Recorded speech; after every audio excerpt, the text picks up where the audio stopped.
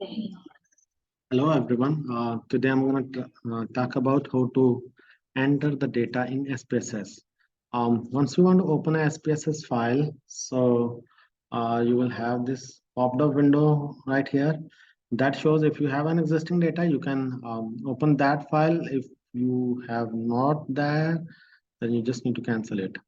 All right, so we are having the two views. The one is called the data view, where we'll be entering the data set of our respondents, while the other one is called the variable view, where we will be defining the variable, um, like what is the name of the variable, what are the different values, how do we do the coding, and things like that.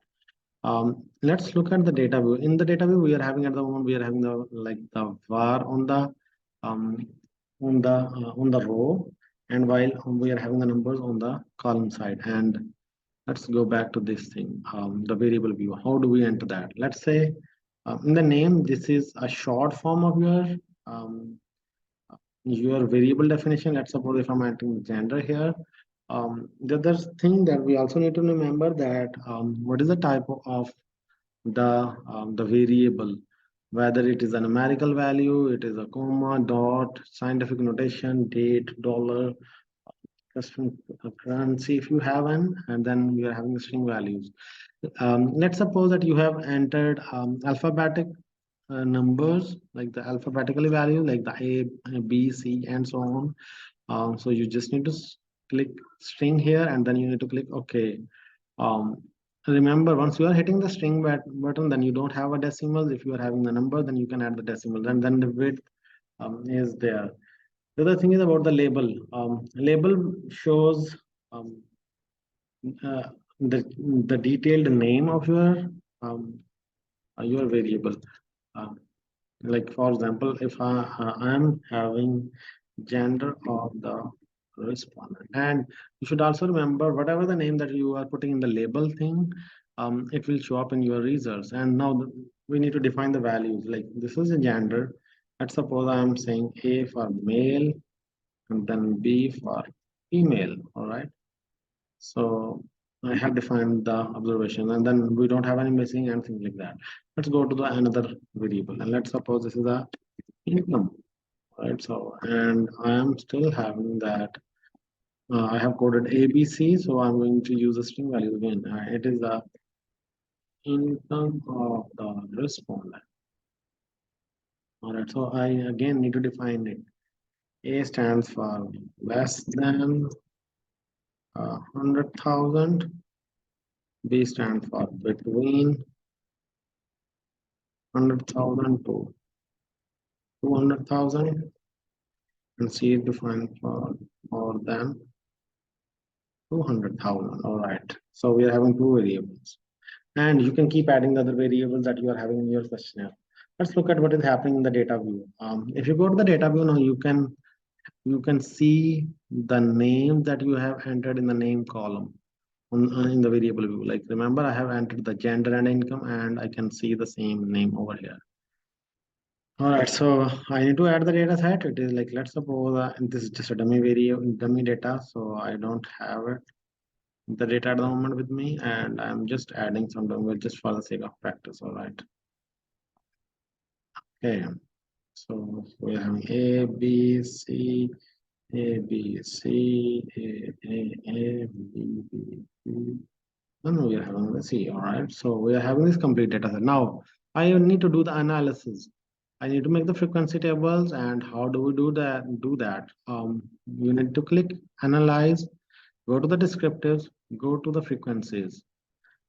Now you are having your variables, the entered variable in here, um, and you need to select the variable that you want to use for the analysis. That is, you want to make the frequencies. For example, I have selected the gender, and I also need to make the frequency tables of the income. Let's suppose that I want to enter both of them. And these are the different things that you have gone through in the statistics. That is the quartiles are there, cut point, percentile.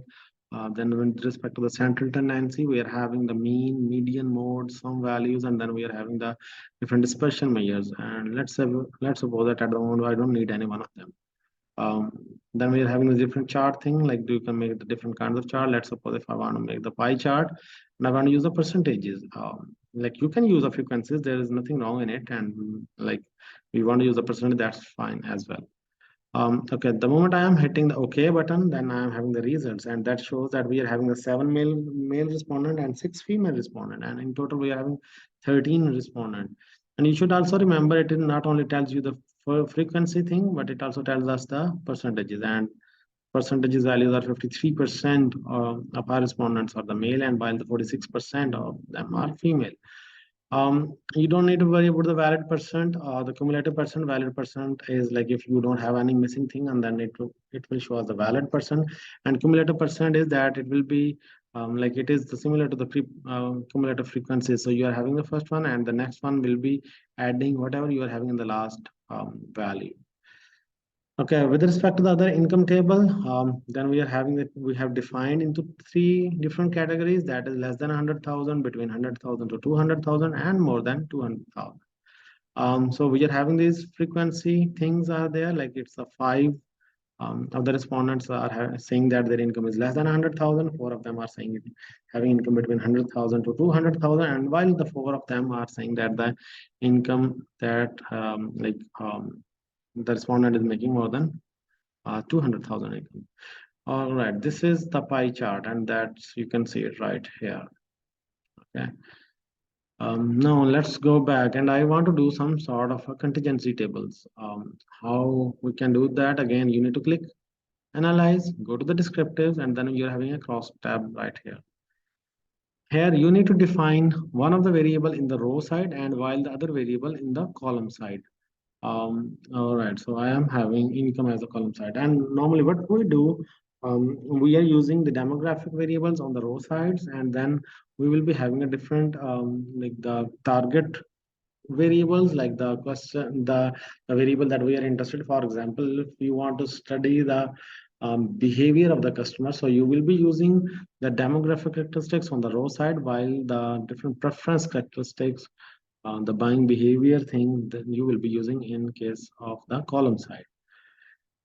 Okay, the moment I'm hitting the OK button, let's see what will happen. So we are having this table right here, and it on the row side we are having the gender of the respondent, while on the column side we are having the income of the respondent, and we are having the same 3 categories.